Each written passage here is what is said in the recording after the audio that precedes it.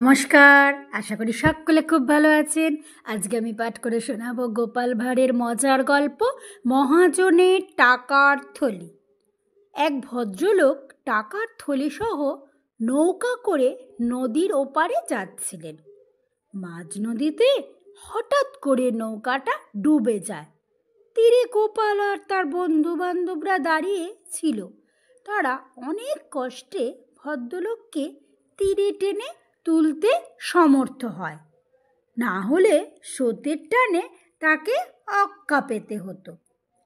কিন্তু মহাজনের টাকার থলিটি বর্ষার ভরা নদীতে কোথায় যেন তলিয়ে গেল। গোপালরা জানতেও পারল না। ডাঙায় তোলার পর ভদ্রলোক জ্ঞান ফিরে পেয়ে গোপালদের গালাগাল করতে থাকেন। আমার নদী থেকে না তুলে যদি টাকার থলিটা তুলতে পারতেন তবে বুঝতুম একটা বাহাদুরি কাজ করেছেন।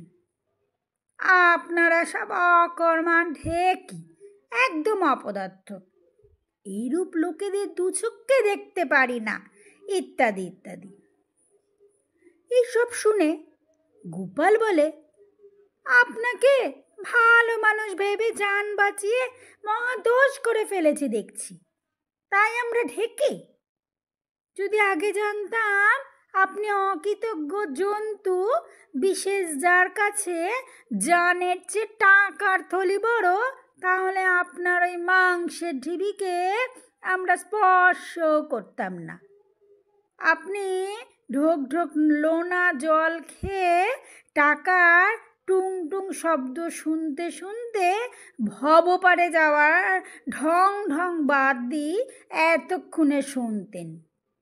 এই বলে সকলে রাগ করে সেখান থেকে চলে গেল। নমস্কার, আমার গল্প পাঠ এখানেই শেষ হলো।